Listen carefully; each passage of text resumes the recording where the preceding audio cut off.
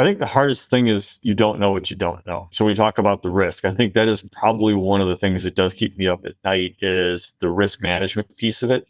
So you talk about geopolitical risk, we talk about dock strikes, you talk about weather-related changes. I mean, take a look at what happened to southeast of the U.S. with 2 hurricanes coming through there. You got climate change that is occurring. You've got pirates in the seas that are attacking in certain areas, tsunamis. I think that's probably what keeps me up at night.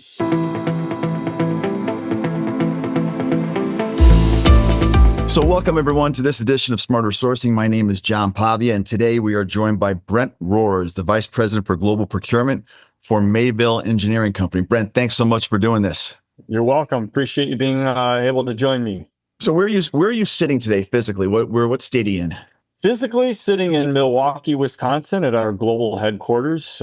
We've got about 20 sites across the U.S. And so I usually bounce all over the place between our various locations, being in operations, supply chain. It's kind of putting boots on the ground and going where the work is and making sure that we're supporting the team accordingly. So today is in Milwaukee, though. So now I've heard of Mayville, also commonly referred to as MEC by others in the industry, but maybe not everybody has. So if you don't mind, tell us a little bit about Mayville. Sure, no problem. So Mayville celebrates its 85th year in business next year. We are a contract manufacturer for heavy-duty fabrication. So anything that you need cut, bent, welded, painted in stainless, aluminum, and carbon steel, we probably would be able to do it. Major companies that we supply to, Oshkosh Corporation, John Deere, Caterpillar, Polaris, Kawasaki, Honda. Obviously, those are names that people probably recognize through their travels and probably brand names that you would recognize throughout the industry. And in your role as head of global procurement, what do you own? You own direct, indirect, the whole shebang? The whole shebang. So we own supplier development, which is kind of your supplier quality, supplier development aspect. So that's on-time delivery quality, all the business analytics, business process, as well as then direct and indirect sourcing. Getting into your background, I do this, quite a bit now, and in your role, how did you get there? And was this when you're sitting there in college, right after college, was this where you thought you'd end up? Oh God, no. I think a lot of people who get into this really don't quite understand what it is. You've got some of your traditional majors, your finance and your marketing, your business and your engineering. And I think it's become much more pronounced in the last 20 years of having supply chain and procurement being a major. Some of the big schools, obviously, like Michigan State, who's got one of the best programs in the country. There's been a lot of additional schools that have started to have this as a focused undergrad. And so you see a lot more professionalism of the actual business that we're in. Undecided major of the 90s, didn't know what I wanted to do when I got out, and ended up being in the automotive industry up in Detroit, is where I kind of cut my teeth. And one of the first jobs that I had was a kind of a quality engineer, what they call maybe like a tech rep. My job was to go around to all the various different OEM factories and take care of quality issues, reworks, accum, would be on site for launch readiness, engineering changes, that sort of thing. And what it kind of put the bug in me was that manufacturing piece. So we talk a lot about manufacturing operations, and what it fascinated me about working in the automotive industry is when you would walk in the building, and these factories, those of you who have not been in an automotive factory, they're like small cities. And they just go on for acres and acres and miles and miles and miles. You literally could get lost in them and not be able to find your way out for weeks. But to see a body in white drop out of the ceiling, see everything, all the sparks flying, all the different bodies that get assembled, spot welded, see it go through paint, and then finish 8 hours later, 10 hours later, whatever it was, start up, drive off the line, and then be able to run for over 100,000 miles, always just fascinated me. And so that's kind of where I started and said, this is where I want to be, someplace that you make things. And moved out of that quality engineering role as an account management, program management, went into manufacturing engineering, and was at a company called Lear Corporation in Detroit that does a lot of interiors, a very, very large interior supplier. Got a call from one of my friends that worked at Ford Motor Company. And she said, we're looking for purchasing people, for buyers. And John, my first reaction was, I hate purchasing. They don't know what they're quoting. They're not involved in the decision. It's 3 quotes in a cloud of dust. They're not engaged with us. They're not shoulder by shoulder. We throw quotes and prints over the wall. If you remember, this is back when you actually had physical prints. We don't have those anymore. And then they would turn over something and say, this is your supplier, not knowing what our requirements were, not knowing what the customer requirements are, not understanding whether or not they could actually make it. It was just based on price. And I told her, I'm like, that's not something I want to do. And she goes, the reason why you don't like purchasing people is because you're not one of them. And I don't know if I'm saying that in the right way or not, but you remember the old school 3 quotes in a cloud of dust, or we call place and chase. It's looking at it much more strategic, looking at the total landed cost, looking at understanding quality, understanding how it's made, how it's costed, why it's designed the way it is. And that's how I kind of fell into it. And so I went to work for Ford for about 8 years and progressed in that particular role. But that's how I fell into purchasing. It wasn't because that was where my career path was going. It's just I found that I had developed some of the background skills, which made me good at making sure we had the right parts, the right place, right time, right cost. So, I was trying to build a hypothesis of how you made, because I looked at your background, and while you're at Lear, you are asked to author a report on a procedural document called the activity-based costing for a system that was in 5 domestic and 7 international manufacturing facilities. Yep. And so the question that popped into mind as I was reading this, and I see the transition from what you're doing at Lear to then what you're doing at Ford. And I just was curious, had you not been asked to do that project, would you have been did that have an impact on how your interest in this area? It did. So you think about, you learn traveling to the different facilities, how they assemble products, how they make it, the stamping dies, the orbit form machines, the brake presses, the tube dies, tube benders, etc. So you understand how the product actually gets made. And then when you say, okay, you understand the sequence of operations, because we had to go, okay, you got an end product that you actually have to build. What are the different steps and op sequences that you need to understand? You put together the control plans, you put together the FMEAs. The natural extension with doing activity-based costing is you take all that stuff you just did, all the different machines that you purchased, and all the different op sequences, and your control plan that goes along with each individual op sequence.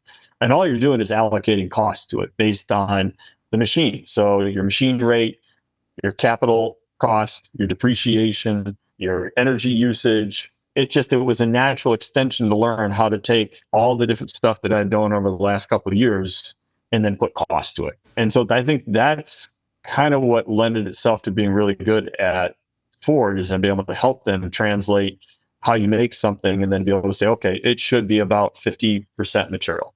And your labor based on that should be roughly 10 to 15%. Your burden should be about the same. It naturally just made sense. It's amazing when I speak to people like you. One of the things a common answer I get, and I'm leading the witness here, but as a lawyer, you're allowed to do that. Yeah. But when I ask the question, so when you give advice to a younger version of you that's just starting out and has an interest in supply chain, sourcing, procurement, one of the common answers I get is, don't be afraid to get into the numbers. And even if you don't have a finance background, learning how whichever company you're with, how they make money, how they lose money, it can be so valuable in whatever you do in supply chain. And I looked at that, you included in your bio, and it had to be there for a reason, because I'm sure you did 1,000 things there, but that you were asked to do, and I have to believe that it really drove you to have to get into the weeds of that business, from both in the weeds, but also from an international perspective. So that's what led me to think, but that's the job offer you got at Ford probably became more appealing because you had gone through that exercise. Yeah. And I think the other thing that if I would tell my younger self 20 years ago or plus, don't be afraid to take on things that you don't know, meaning learn all sorts of different stuff. So you think about it, activity-based costing wasn't in my wheelhouse, but you can learn it, right? Doing quotes and estimates for the sales team. Okay, understanding the front end of the business. Okay, why are you providing a quote like that? How do you want it structured? How are we providing the breakdown? How are we setting up the tooling? Learn manufacturing, learn quality. I would actually encourage people to learn HR. So if you think about it, you want to progress in your career, you don't get things done individually as an individual contributor. You get things done through other people. It's a team that does stuff. And when you understand, okay, how are you hiring people? How are you retaining people? How are you attracting people? take different cross-functional assignments or even experiences or projects, or get on teams that kind of put you outside of your comfort zone that might be tangent to that sourcing and supply chain space, if that's what you're gravitating to. Because what you're going to learn is how you interface with each one of those individual functions, and then how you can do a better job of supporting them, or they can support you. So you go from layer to forward, and then you do a bunch of things in between, because you also go to Thule. And I have so many recommendations for Thule because I own about 7 different Thules. Yeah, one of them is, what do you turning that damn key and getting that thing locked when you packed it in. But we'll talk about that later. But one of the things that struck me was you get to Brunswick, and you get to Brunswick in April of 21. Yeah. Now, as someone who, I don't own a boat, but I've done a fair amount of boating. I also happen to know Dusty McCoy from back when he was at Whitco Corporation. He later becomes general counsel and then CEO of Brunswick. But that was an interesting place to be during the pandemic. And you make a transition there right in the middle of it. So tell us what that was like. Well, as we all know, the great toilet paper shortage of 2021 occurred during the pandemic, unprecedented supply chain constraints, all in the midst of everybody saying you can't be indoors, you can't go to your favorite restaurant, you can't go to your favorite coffee shop, you can't get together with your friends or neighbors.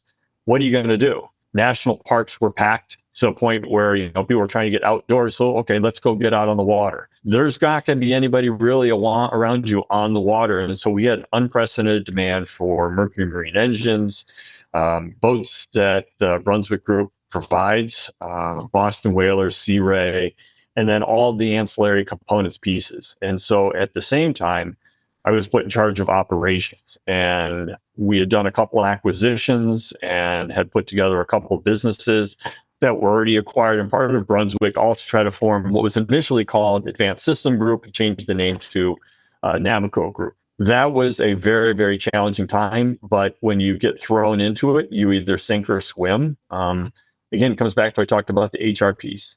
Hiring and bringing on great people who don't mind rolling up their sleeves and diving in and having each other's backs is what really kind of led to us being able to pull off a recovery in a lot of different areas in that particular business. So unprecedented demand, lead times through the roof, trying to get stuff out of Asia, shortages everywhere.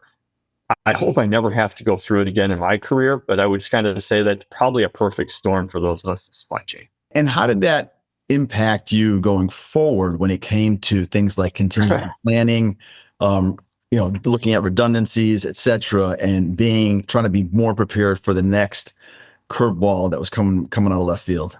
So twofold. One, I constantly will do this with people. I'm like, just relax. I'm like, don't panic. We've been through, just relax. There probably isn't anything you can't throw at us that we haven't seen before. So just relax. We will figure it out. The other piece is that it really challenged everybody to start thinking about their preconceived notions of the supply chain and always kind of what we say, chasing lowest cost, and to balance things out a little bit more. So we were stuck with inventory and orders that far exceeded double and triple what we had from a demand perspective, because you imagine the marine industry as well as RV, very, very cyclical. And obviously we had unprecedented demand. People want to get off the water. And then all of a sudden it just kind of dried up just as quickly as it ramped up. And so what it taught us was to be a bit more pragmatic and understand the trade-offs. And what I've seen from the audience on the other side of the table and my counterparts and my peers, whether it be finance or our CEO or sales, marketing, as well as manufacturing, supply chain, is to be able to have those discussions about the trade-offs between cash flow, your order cycle, forecast, how much inventory you want to carry, and then also more focused on lead time, not just on piece price. It became much more of a holistic type of a view of supply chain as opposed to PPP. Yeah. So now let's bring it to Mayville, and tell us about your organization now and how it's structured and your direct reports do you have? Do you own both indirect and direct? Tell us a little bit about that. Yeah, it's a smaller organization. So you go from a Brunswick, call it $6-7 billion. The division that we operations I was running was about $1 billion or so. Mayville is a smaller organization, roughly $580-600 million or so. in revenue, but much more, I'll say, spread out with 20 some odd locations. And what we're doing is we're the first organization to be kind of centrally located. So it started roughly, I would say, 2.5, 3 years ago, with trying to form a centralized organization. It's a small group, both direct, indirect, supplier development, supplier quality engineering, and then business process development. We range anywhere between 18 to 22, 23 people. And so we're really in the infancy of trying to put together sourcing strategies, establish processes, procedures, spend analytics, data warehousing, working in Power BI, having software that sits on top of our 4 ERP systems to gather all the information is really where we started right now. And I would say it's in its infancy from a journey perspective. And why the push for a more centralized approach from what they've had in the past? It's really to leverage size and scale. Leveraging size and scale, you've got, I think, roughly, as a company our size, we've got roughly 1,000, just over 1,000 direct and indirect suppliers. And you can imagine having a spend of roughly $250, $300 million, maybe 3/4 or 3.25. That's way too many suppliers. And so when you've got that many suppliers, again, it's that place and chase mentality to where you never have a chance to get into why are they delivering late? Why are they having quality issues? And what's driving some of their inefficiencies or costs? And what we're trying to do is go from a mile wide and an inch deep with our suppliers to much more focused strategic suppliers that can deliver on time, that can deliver great quality, and that can deliver best-in-class cost. The efficiency piece, when you've got that many suppliers, there's no way you can work with them to figure out how you take waste out of the value stream. Because at the end of the day, that's what we're trying to do. All the way from raw material, all the way to the finished good that gets to our door, even through our factories and then out to our customers. Any way that you can go and remove as much waste as possible, that's really our goal. And you can't do it with 1,000 suppliers. It's the reason why we've kind of focused on centralizing the organization so that you don't have each 20 facilities off quoting their own individuals. I got to imagine, you come from a place where you'd been before, especially Brunswick and Ford and Thule, and big companies, lots of buying power. Your vendors are going to do anything to make you happy most of the time. And you come to Mayville, which is not a small company, but still not Ford. Let's just say that, right. Not Thule, and not Brunswick. So it makes sense that when you got there, you probably said, "We got it. This doesn't make sense." And to have some buying power, and to leverage the scale that we do have, let's bring it all and try to put it in one place. Yeah, I think it's more so that regardless of the size, I think the shift is occurring that people are looking at their supply base as partners. And I think there's some industries that still have this hands-off type of approach to where it still can be contentious. It still can be combative. And we're trying to get away from that as much as possible and try to treat our suppliers more like, I know that the term gets thrown around a lot, partners. Coming out of operations, I look at our suppliers' factories as just extensions of our own facilities. So whether you have tier 1, tier 2, tier 3, we had the same thing at Brunswick, to where we had sub suppliers, but they were actually our own factories. So our own factories were producing wire harnesses or PCBAs or fabricated parts that would go to another sister company that would then go to another sister company, which would then go to your end boat manufacturer. And so I really don't see it as a whole lot different than that. And I just look at it as an extended supply chain that we're trying to figure out how we can take waste out. So that, but then also you want to make sure the companies are profitable enough to be able to hire good people, to be able to invest in software. If we want to do EDI or we want to do supplier portals, and to be able to invest in new technologies, which then will allow us to be more competitive in the marketplace. Let's talk about talent for a second, since you brought it up in terms of, the people that you have. You came from big companies, larger companies that I'm sure had maybe more formal training programs and whatnot. And in the job that you have now, it's so important. I hear this from everybody that I speak with about having people who, sure, they're great at the numbers or great at the process, but people who have a strong EIQ. And at the end of the day, if you're in anywhere in the supply chain, you're communicating with your vendors, you're negotiating, if you're really sourcing correctly, you're out there and you're trying to drive a great deal for a quality product or service, but still maintain the relationship. So What do you look Right. for, and what are your thoughts on continuous improvement? Because I know in reading your background, you're big on this, and so let me hear. I think everybody would be interested to hear your view on. You get this couple of lesser experienced people in your department, and you can see the talent, but you think The potential. there's more to go. So what's the Right.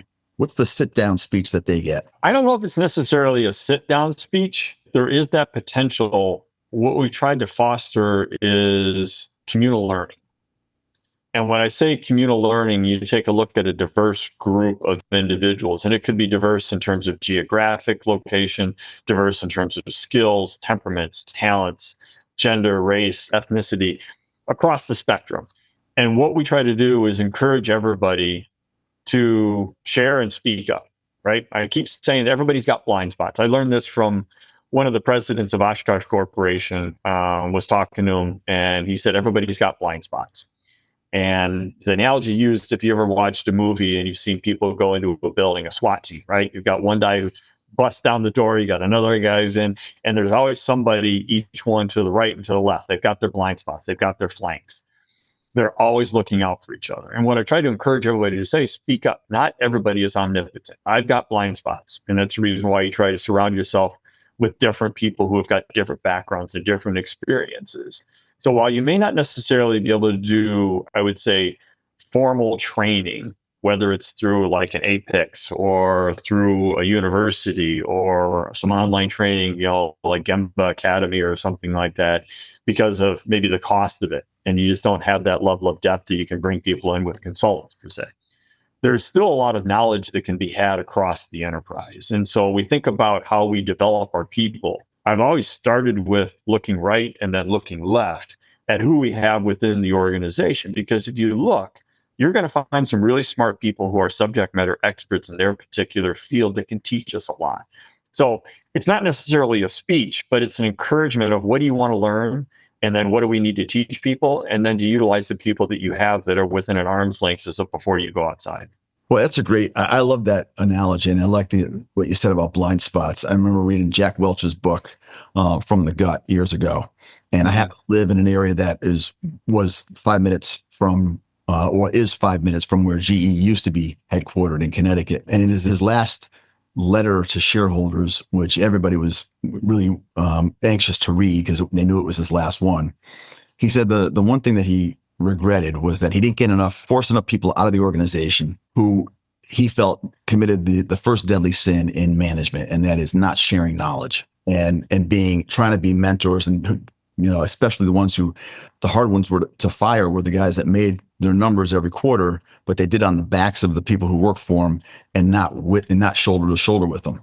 And right. It's such an interesting but valuable part of I think successful organizations to have senior leaders who are willing to really share knowledge and sort of get the people who are working with them to share their knowledge once they acquire that knowledge. Well, and I would say it's even more so when you take a look at, so literally just before we jumped on here from a call perspective, before, to record this, we've been doing something with our team. I don't know the best way to describe it. It's communal learning, but we've actually challenged people to go find TED Talks that resonate with them, whether it's on leadership or whether it's on lean or Kaizen or whatever the topic might be.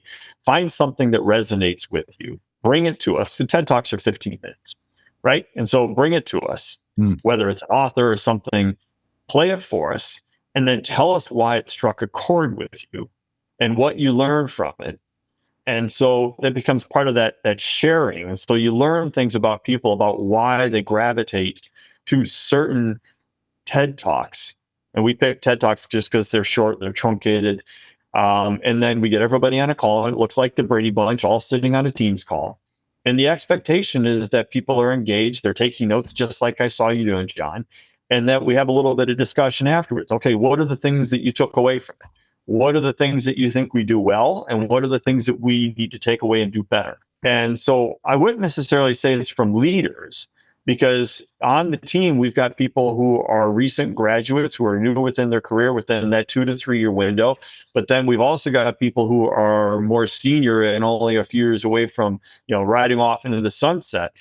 And to see that interaction between the two, I'll call it diverse groups, and it's not, like I said, not just in age and experience, but then also industry, is actually pretty fun to watch, because now all of a sudden the barriers break down and it's no longer a leader at a certain level and somebody else at a certain level. They're now peers and then learning from each other. Well, where'd you get that idea from? Did it come from someone that you learned? It came from one of my directors. He had a couple TED Talks that he actually liked, and we were talking about books one day. So, Four Disciplines of Execution was one of the things that I was sharing with him, along with Start With Why, Simon Sinek. I'm a big Simon Sinek fan. Leaders Eat Last. And he said, oh, yeah, I've got a couple TED Talks that I really like. I'm like, we should share some of these things. Where do you think we should do it? Well, it's only going to take 15 minutes. Why don't we schedule something with the whole team every week? And we'll just kind of do these little quick snippets and create this environment of communal learning. Because the way the team is set up right now is, while I sit here in Milwaukee at our corporate headquarters, I've got members that are pretty much all over the place at the various different locations, because we go where the talent is. May not necessarily be here in Milwaukee. It might be Detroit, Grand Rapids, wherever it might be. And so everybody's spread out. So it's one time in which we all get together and look each other in the face via camera and just kind of share. So he's the one that came up with the idea. I won't take credit for it. That's awesome. Tell us, before we wrap up, what's next, and how's AI, how's technology changing your role, your department, how your supply chain operates? Give us a sense of that. And where do you think, I also would love to hear from you, where do you think it's going to have the biggest impact in the near term versus, 20 years from now? So from a technology standpoint, I'll be frank, is the technology that we were using as it relates to ASN's EDI, that's been used for the last 25, 30 years. Brunswick and was still not at that level. Mayville, we are still in the mode of PDFs released to the supplier. We don't have a supplier portal yet. And so literally I'm starting from scratch. So from a technology perspective, we're still trying to get caught up to where we were probably what I've had experience with 20 years ago. There's a lot of interest in doing it, so we will eventually get there. From an AI perspective, John, I don't know what I don't know.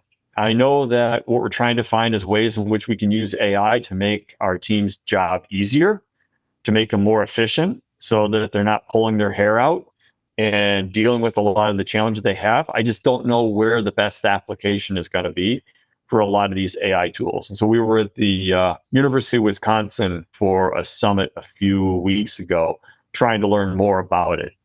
And so to be honest with you, I'm still learning. I'm not so sure what the application is going to be. I know it is going to be the future. And so we're going to have to figure out where we kind of put it to use. So last question, what keeps you up at night? Given what you guys do, I'm thinking about what's going on around the world. I had a conversation with someone the other day, and it was an interesting answer where I asked the question. So given your experience during the pandemic, have you had to put into motion any plans that you didn't have before, but you do now? And the answer was, well, when the dock strike, when there was, the dock strike along the East Coast started, there were a lot of things that they put into motion that they never would have had at the ready. What about you? What keeps you up at night, and what are you constantly making sure you're ready for in case it happens? I think the hardest thing is you don't know what you don't know. Right. So we talk about the risk. I think that is probably one of the things that does keep me up at night, is the risk management piece of it. So you talk about geopolitical risk. We talk about dock strikes. You talk about weather related changes. Maybe take a look at what happened to southeast of the U.S. with 2 hurricanes coming through there. You got climate change that is occurring. You've got pirates in the seas that are attacking in certain areas, tsunamis. I think that's probably what keeps me up at night. Right now, we don't have a lot of international sourcing, but not having a full contingency plan on a secondary or tertiary source, or having a backup plan, is probably what keeps me up at night right now. It's just that fear of the unknown, to where you don't know about it until after it occurs, and you'd rather know about it and play what if scenarios. Really no different than what you do from a manufacturing perspective when you plan out your PFMEAs. Risk, occurrence, and detection. It would be nice to be able to start doing that type of process with your supply chain. Well, look, this has been great. I really enjoyed the discussion. I actually took a lot of notes. I think you've implemented you got some great ideas, and I think Mayville is very lucky to have you, and especially the TED Talks, and I think that's a really cool idea. But look, I will not take credit for that one. That's all right. It came from one of our directors, and so I like to give credit where credit is due. We did a little bit before Brunswick. We would do book clubs, so to speak, to where we would all kind of share. I had a couple of plant managers that would assign chapters out of a book, and each one of the chapters, person would come in and give a little bit of the debrief. There's a lot of different ways that you can do lunch and learns. You can do TED Talks, something like that, and it doesn't take a whole lot of effort and energy out of the day. And I think what you find is that people now all of a sudden look left and right about, if I've got a question or I've got a problem or I'm stuck on something, they don't sit there and ruminate. They'll pick up the phone, they'll stand up, they'll go find somebody else, and they'll start having the discussion, the dialogue. And out of that discussion and dialogue comes options and potential solutions that they can put together and try. If they were just sitting there by themselves, you probably wouldn't have come up with those ideas. Got it. Well, Brent, look, thanks so much for doing this. I really enjoy it. Likewise, I had fun. Let's stay in touch. I'm really interested in hearing about your progress. But thank you very much. And thanks for all of our listeners and people who've tuned in. Again, this has been Smarter Sourcing with John Pavia, and we'll see you on the next episode. Take care.